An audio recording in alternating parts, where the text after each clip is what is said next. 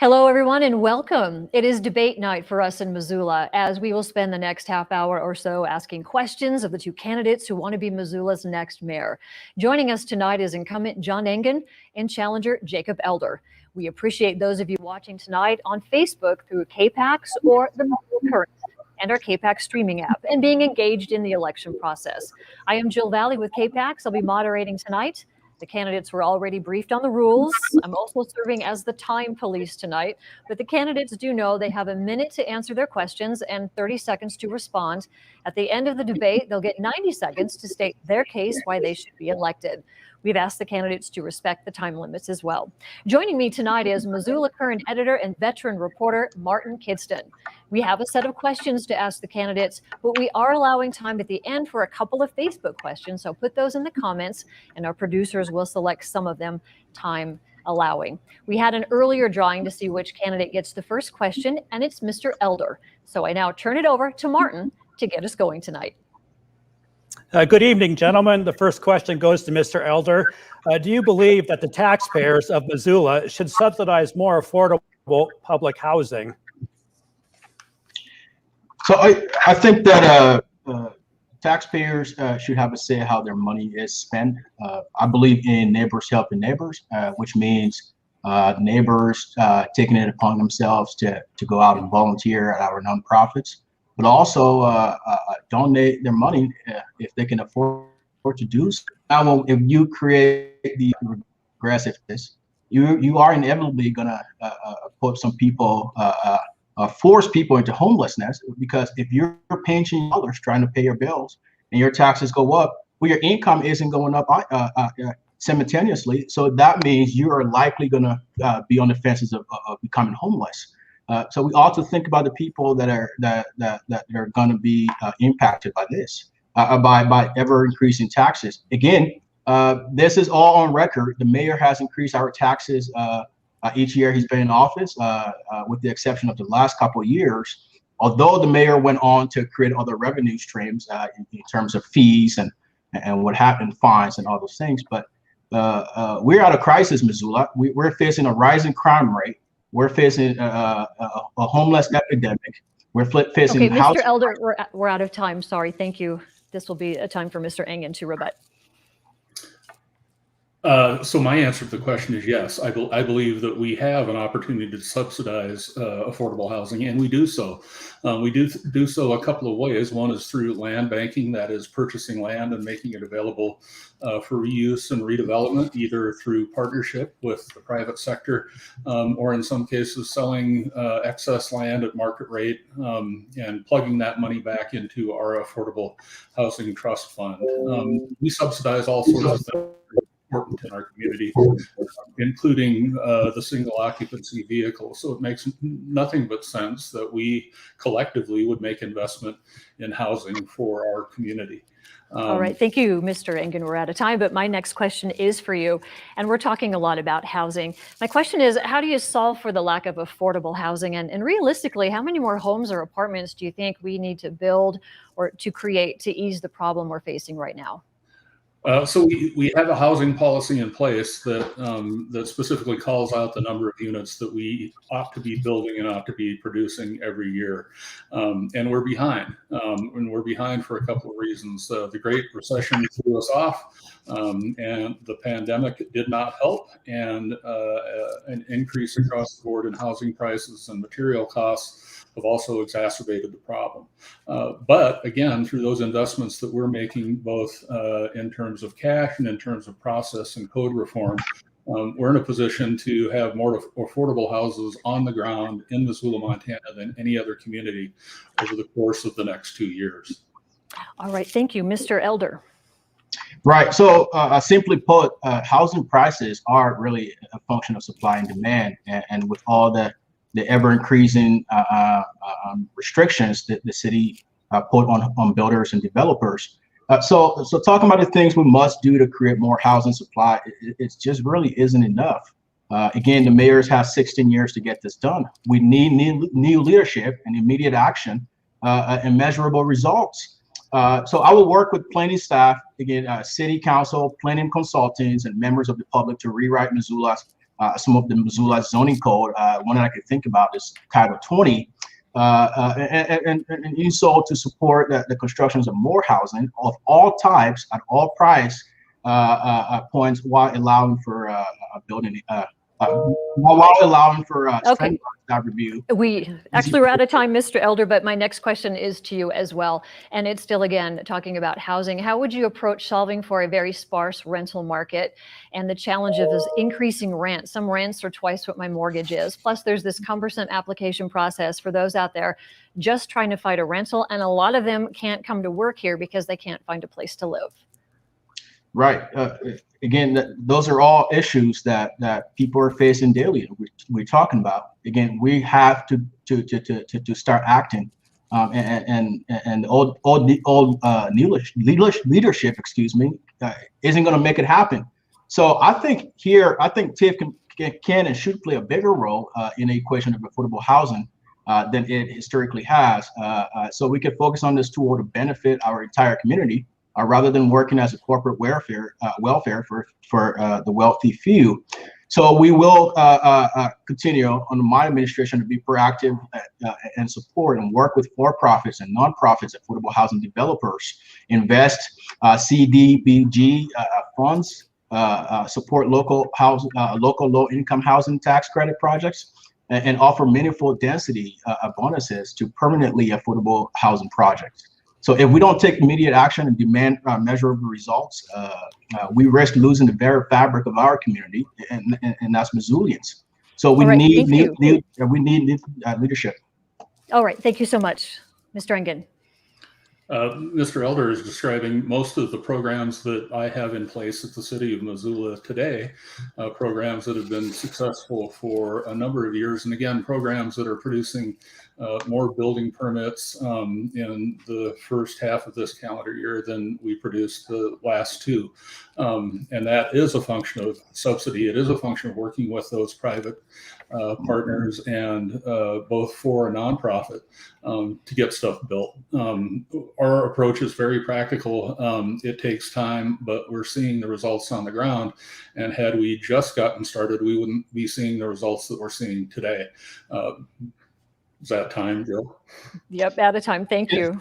Go ahead, Martin. Can I rebuttal?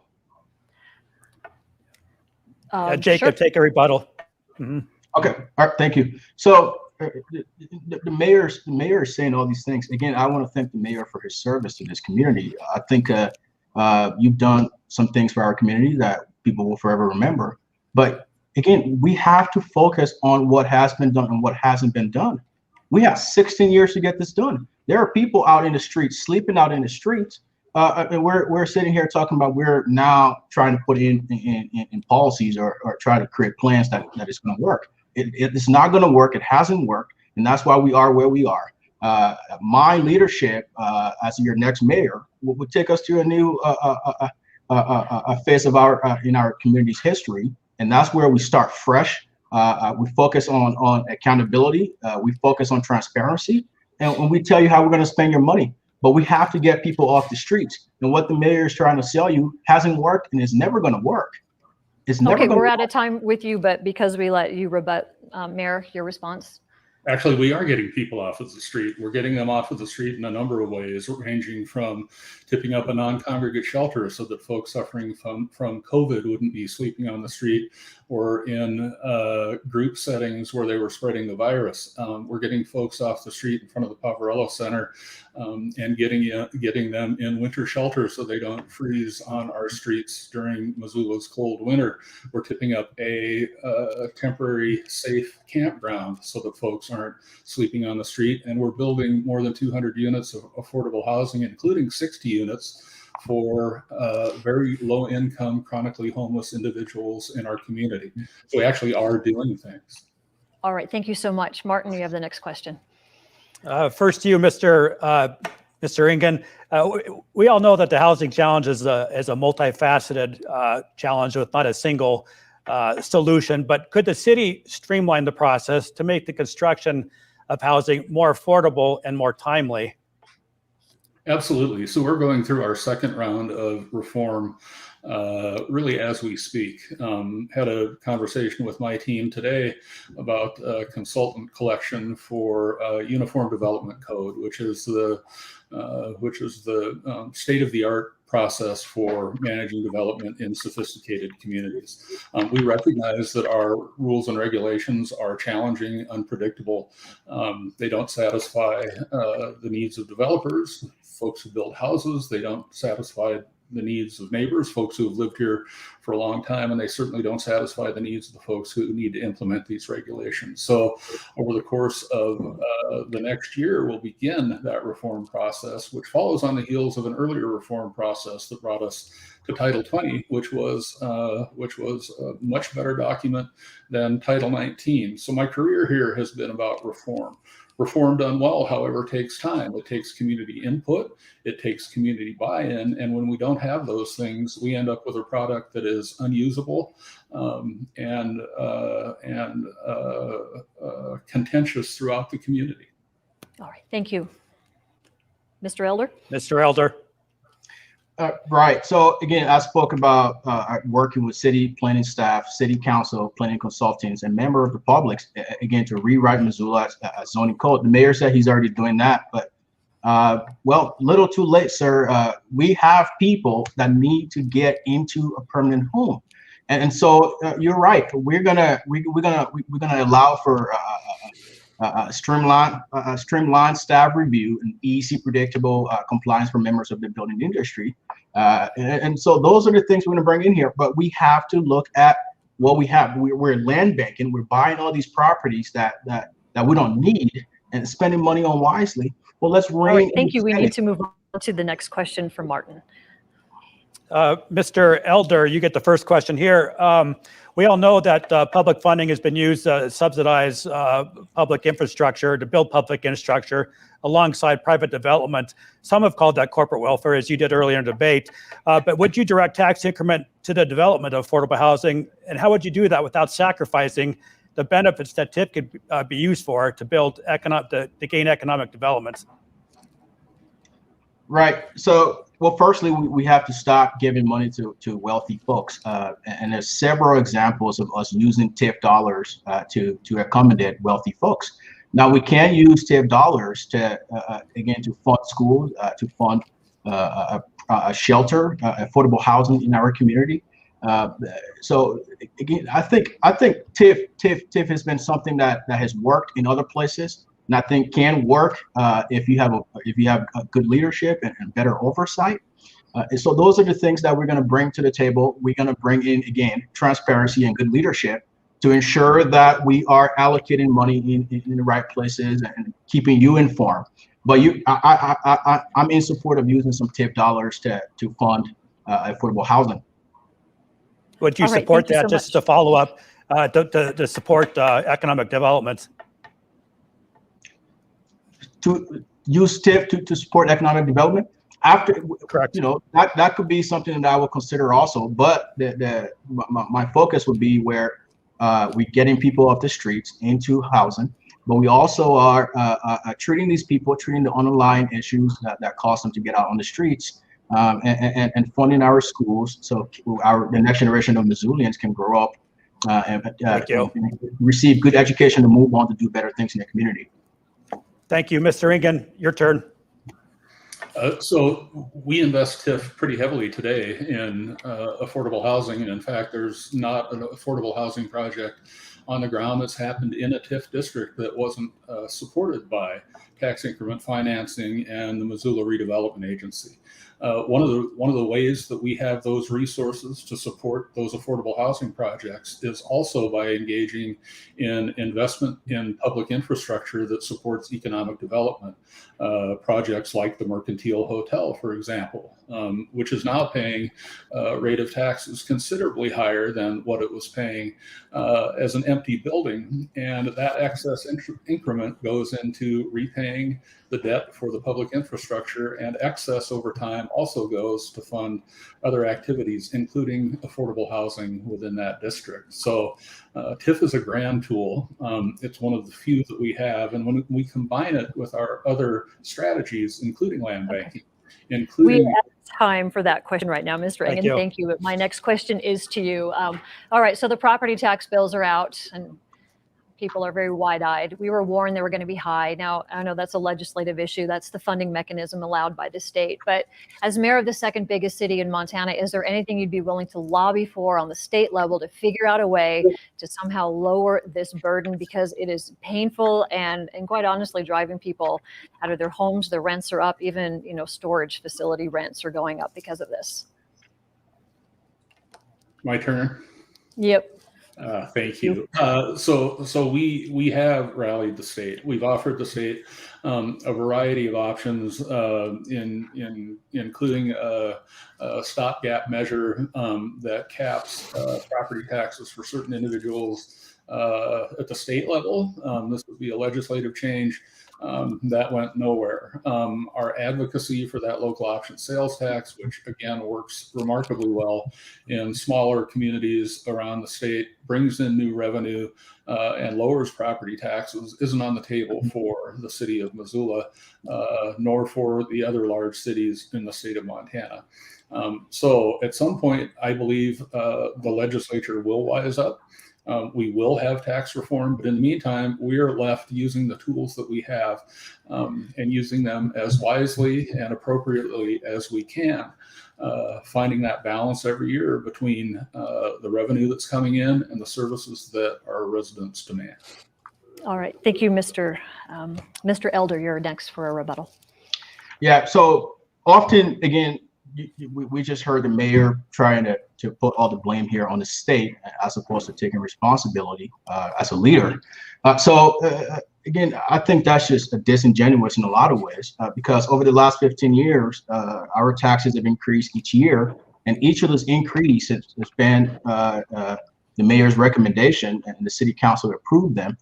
Again, I'm going to run through a quick list here where the mayor increased the taxes. In 2017.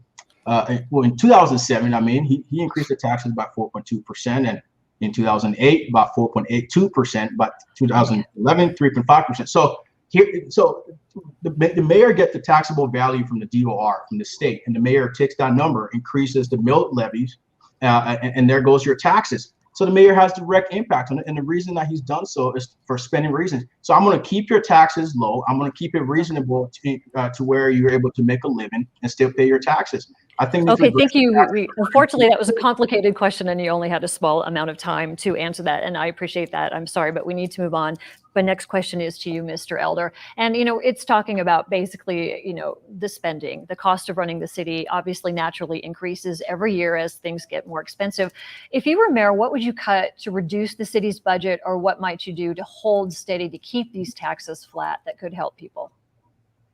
Yeah, thanks for that question. So I'll be very, very turned off from any new spending or anything that doesn't have to do with our city and why taxpayers pay their dollars for those services. The services that taxpayers are paying for, they're not receiving. So if we're fixing our roads, we're keeping our communities safe by, again, ensuring our police department is well trained and our fire department is ready to respond to crisis.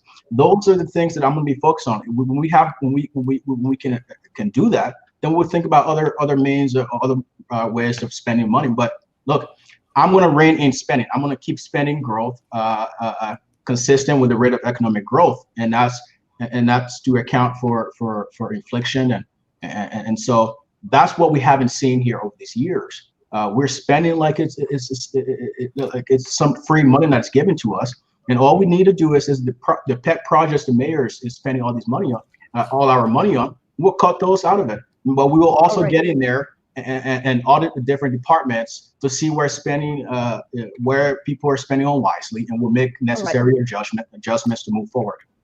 I hate to cut you off, but I have to. Mr. Engen, your response to that question. A little unclear on what my pet projects are. I hear that over and over, but what I can tell you is that my fundamental responsibility is providing services to the community, and the way we do that is we hire professional people, train them well, and provide them with the equipment they need to deliver the services, in some cases life-saving and life-changing services, to our residents.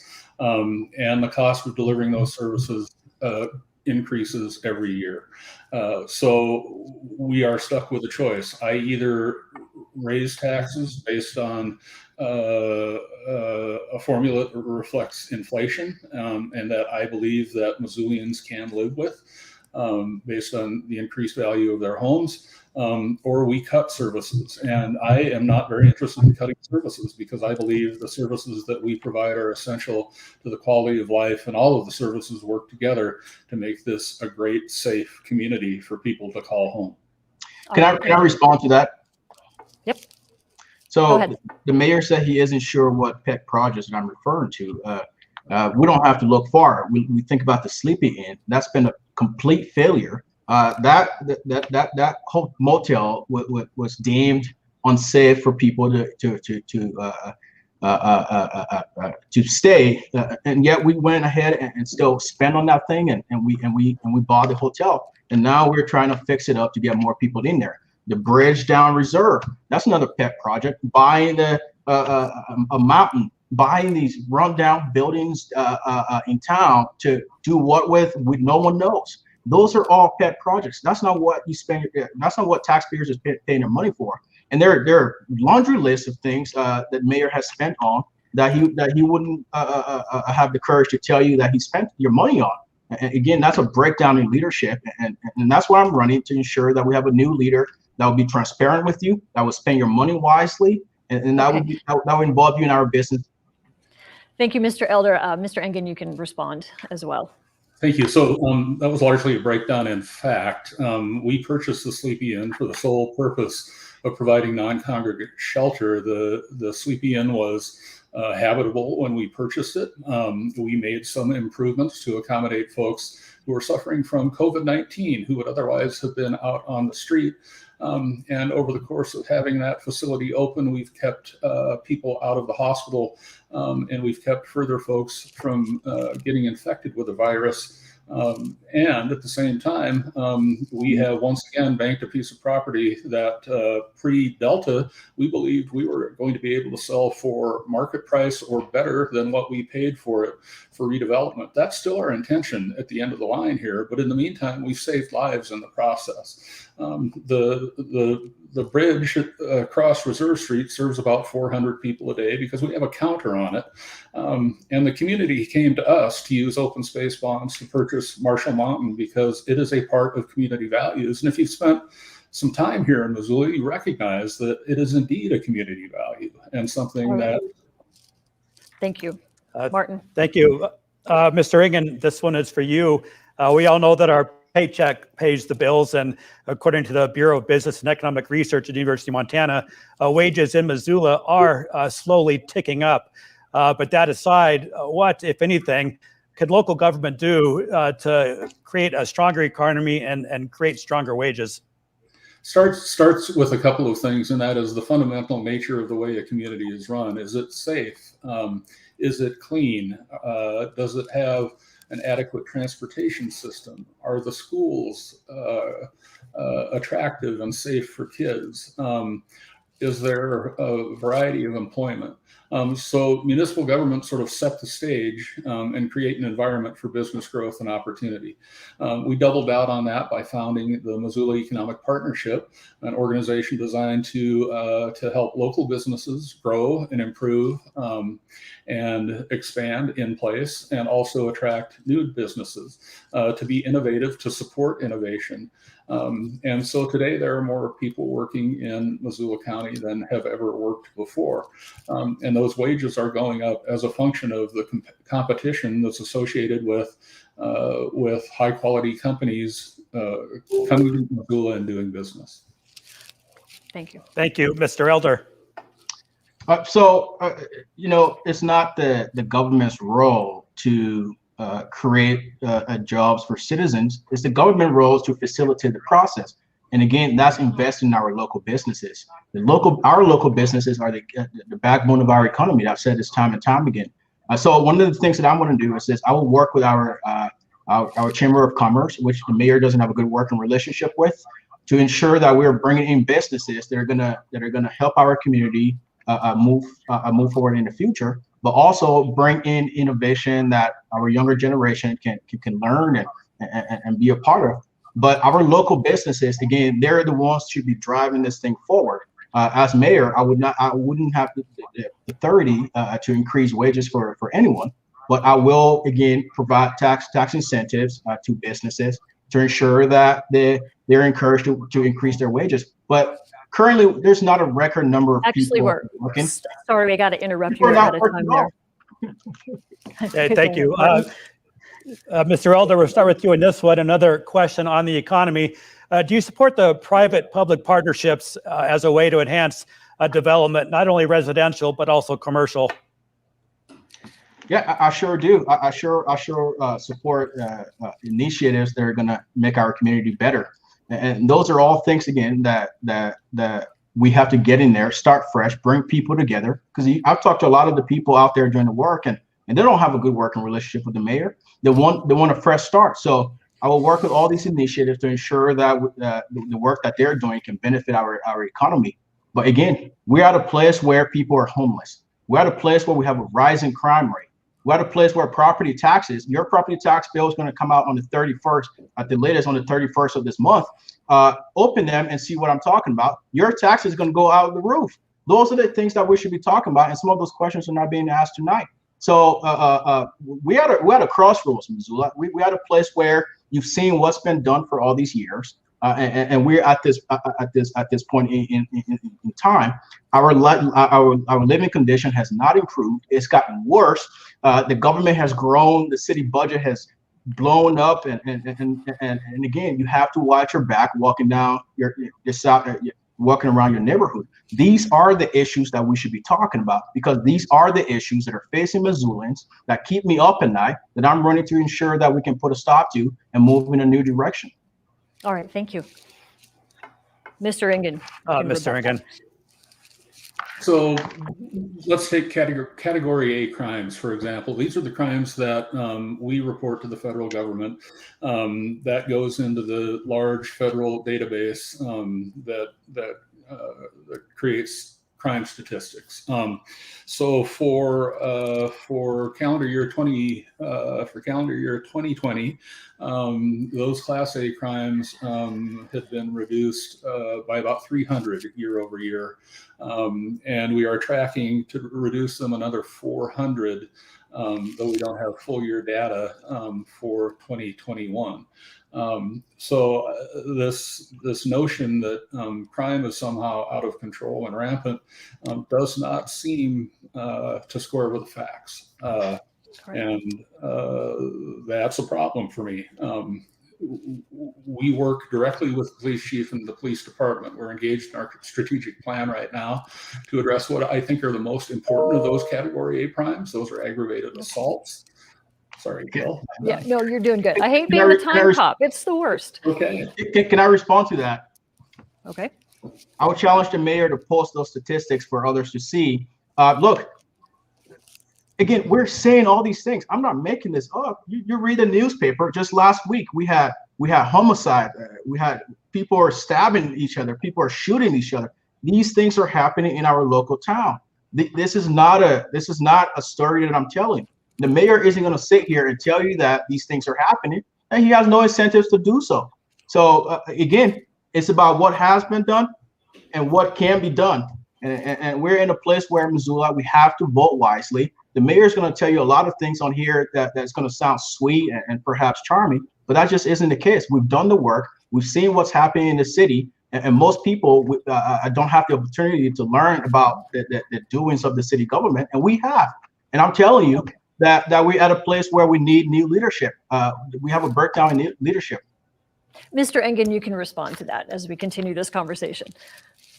Sure. So again, if this is a question of leadership, let's think about last budget cycle when Mr. Elder and others were calling for defunding police. And I never said so, sir. Never said so. And the fact of the matter is I was never a defunder. I never said that.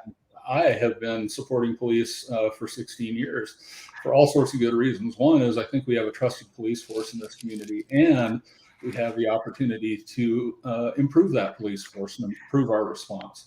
The facts don't lie, the numbers don't lie. That does not mean we are free of crime. That does not mean we have solved crime, and it does not mean we're not obliged to get better, and we will. But I think the suggestion that people are fleeing this community because the crime rate is out of control is a little delusional. All right. Thank you. No, Mr. I Engen, support our police officers. I never said defund the police. I will fund you. I would never take money away from your department.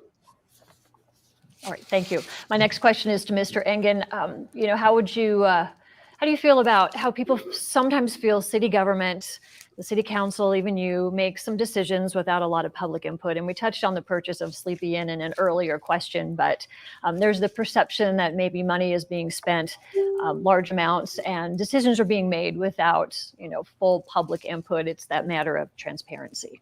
Well, we make decisions in broad daylight, and they happen most often on Monday evenings or on Wednesday afternoons.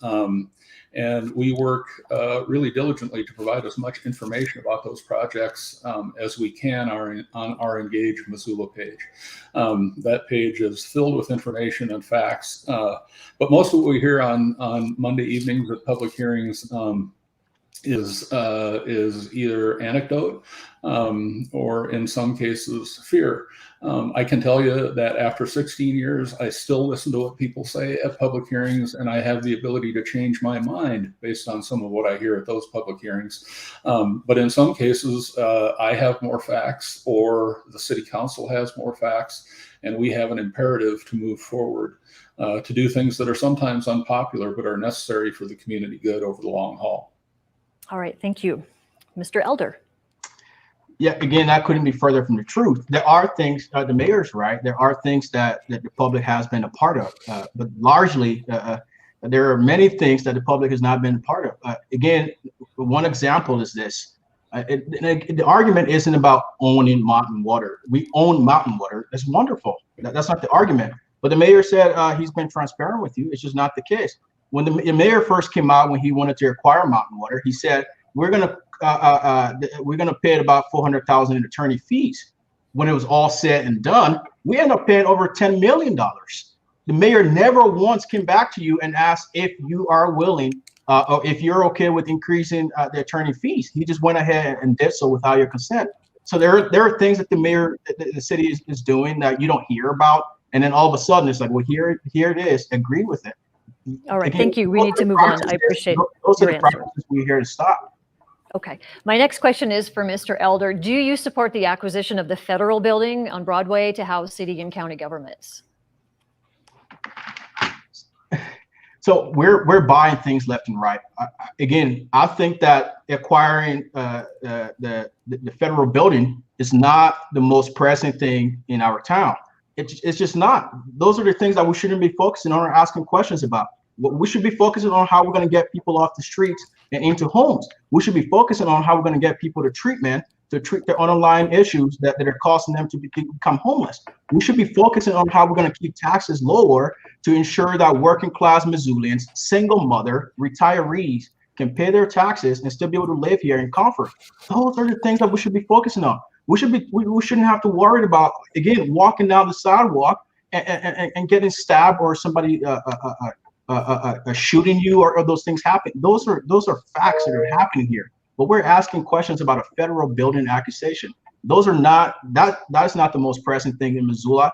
That's not the thing that keep me up at night. Perhaps we should reassess our priorities in this town, because the things that we need to fix in this town are not being looked upon. The mayor is out doing something else while taxpayers are here suffering and need better leadership than what we have. Thank you. Oh, thank you. The next question to Mr. Engen on homelessness. Is solving the homeless problem, one, can it be done? Not a problem, but the challenge of homelessness, can it be done? And two, is it the responsibility of government to resolve the challenge? I'm an optimist. I'm not a cockeyed optimist, but I am an optimist nonetheless. And I believe that if we work together, if we pull in the same direction, if we are thoughtful, if we experiment and we invest, we can certainly make a dent in homelessness. It is a complicated, complex, socioeconomic phenomenon, and if it were easy, it would be fixed by now. I can tell you, however, that I believe that if we have better treatment, if we have better access to mental health care, if we have kiddos who have a better start at the beginning of their lives, they feel loved, they're well fed, they're cared for, they get a better start in life, and some of what becomes a challenge later is all about how those kids were treated in the beginning. So this job isn't about mutual exclusivity. It turns out we need to think about pre-K for kids while thinking about space for the government and the federal building and folks who are sleeping on the street, and traffic problems on Reserve Street, and parks, and more. And we have to think about those things all the time together, holistically and as comprehensively as we can. Thank you. Thank you, Mr. Elder. Right. So we have to think about the role of a government. Again, when you pay your taxes, you're paying for a limited range of services. You're paying for infrastructures, roads, community safety, and things of that nature. But we have a homelessness problem. So how do we deal with it? Well, first, we have to be honest about what's going on in this community. We have to be honest that people are coming here from other places that are using up our resources, and we don't have enough to help the people from our community. People from our community, down on their luck, need help. So what we're going to do is instead of this housing first approach the mayor has, we're going to take care of the underlying issue. The underlying issue of mental behavioral health issues and substance abuse issues. We want to fix those things and say, okay, well, after doing that, we get you employed and then get you into affordable homes. But the mayor talked about the kiddos. The mayor doesn't have much connection to this community any longer. I believe the mayor doesn't have. So I have a son that's going to be born here in December. He's going to grow up here as the next generation Missoulian, and I'm fighting for his future, and I'm fighting for your kid's future. The mayor, on the other hand, cannot relate. Not even close. Thank you, Mr. Thank Elder. you. Actually, Jill? Mr. Engen, we skipped you when we were in the rebut when we talked about the federal building. Could you give us 30 seconds on your thoughts on whether or not that should be an acquisition for the city? Sure, Jill. So a beautiful, well-built, huge downtown building that's built for government office space that we can acquire at no cost and rehabilitate at a fairly minimal cost will save taxpayers countless millions of dollars while simultaneously serving them better, making it easier to do business with local government in one place, and open up existing municipal facilities for resale for market rate projects, for affordable housing projects. So that project is a no-brainer for me, and will work very well for our community. All right, thank you, Martin. You can continue. Next question. First to Mr. Elder. We know that climate change is a universal fact at this point in time, and science tells us that time is of the essence. The city has multiple plans in place to address the issue, but how do we move those plans to solid action to address the climate crisis here in Missoula? Yeah, wonderful question, actually. So again, I'm a huge advocate for our community, our environment. I believe that our time here on Earth is limited, and long after we leave, there will be people here living on this Earth, inhabiting this Earth for years to come, my son included. So I support initiatives that are out to promote climate change, climate actions to better prevent our environment from becoming something that's harmful. So again, if an initiative, I will support initiatives that will come up to our office and show us their plan a plan that has been heavily vetted, that has metrics that have been considered, that has considered unintended consequences, but also that shows who will be responsible and things of that nature. So if we have a plan as such, I'll be willing to support it. I will encourage climate change actions, initiatives to ensure that we live in a safe and beautiful Missoula. Thank you, Mr. Engen. So during the course of my tenure as mayor, we completed the first climate inventory. That led to our climate action plan. That was a plan that was created and vetted in community planning process, and it contains all manner of strategies for reducing our footprint. And we continue to march through that plan and implement that plan. In addition, we're adding initiatives as we go, as opportunities present themselves. For example, joined with Missoula County in a clean energy plan. Our intention is to leverage our use in order to acquire only clean energy to operate our facilities and fleets over time.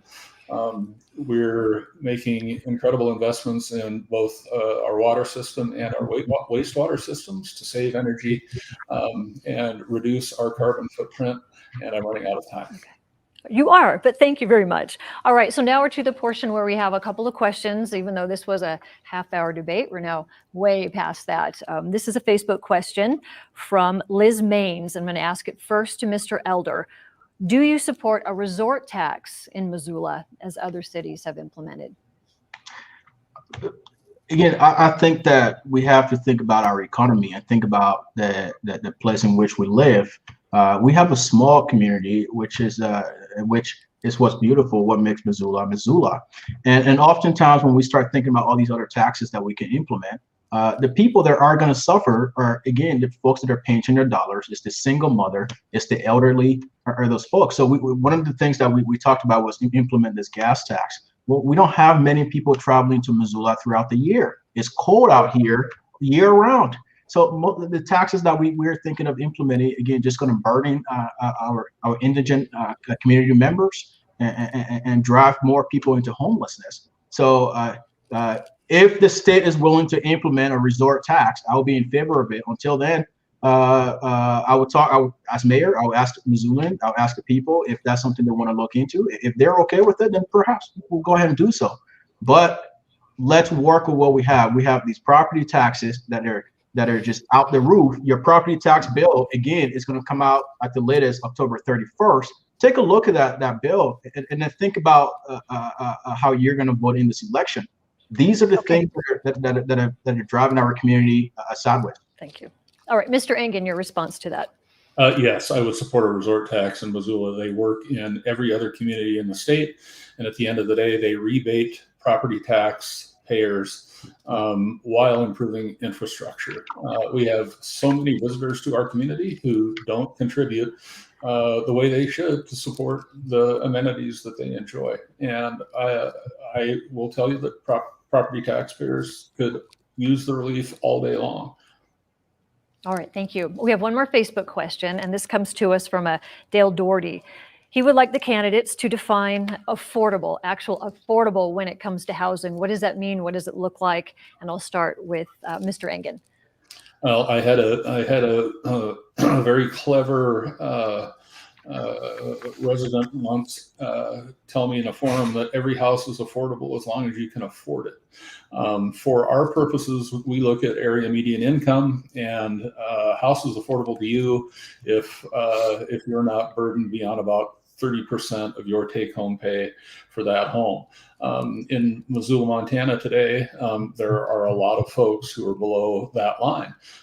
Their wages and the price of homes are not in alignment. And we've been working on that in two ways. One is through our housing program, which includes reform and subsidy to bring down the price of homes and create inventory. And the other is through the economic partnership and creating a community where businesses are paying living wages that close that gap between what's in the market and what you can afford. They go hand in hand, and we've been working for the better part of 10 years bringing those numbers together. And we see wages go up, certainly not commensurate with housing prices of late, but when we see wages go up, that's a good sign. And when we see housing prices stabilize, that's a good sign as well. All right. Thank you, Mr. Engen. Mr. Elder, your answer to that. So the mayor is right. If you're making below a certain amount, I think 30%, and having to pay your taxes, then I mean pay for housing and all these things, that's a problem. So the way I define affordable is if you are a young professional, young family, and you have to debate about paying your bills or putting food on the table, then things are not affordable.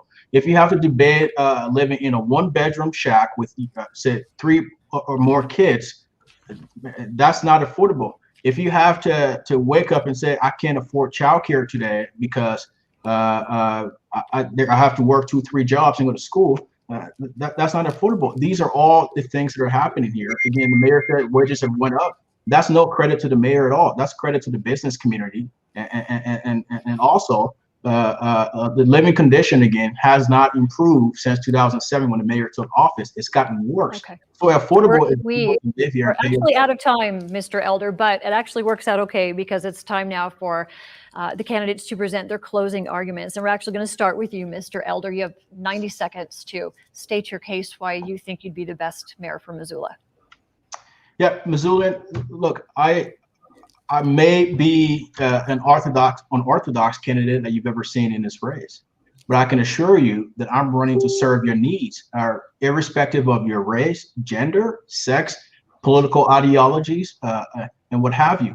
I will serve all Missoulians adequately, and I will be transparent with you. I will spend your money wisely. I will ensure that you are part of the decisions that are being made in our community, but I will unite our community. And that's something that we're not seeing right now. I will bring our community together to where people are speaking to each other once more.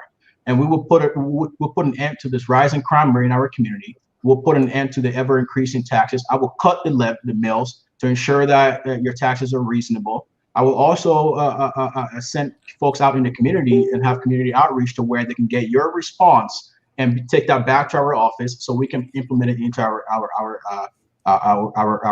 decisions. But again, when we started out, when the mayor got in office, we owed $49 million. Today, we owe $217+ million. Again, things are going backwards, Missoula. I care about the people that are on the streets. It reminds me of my time in Africa. It hurts me to see people out in the streets. It's why I'm doing this. I'm doing this to serve you, Missoula. And it will be the greatest honor of my life to serve you and bring change to our community. But I'm saying give us a chance. And if you don't like what you see, you can always have a receipt in the next 4 years and vote me out.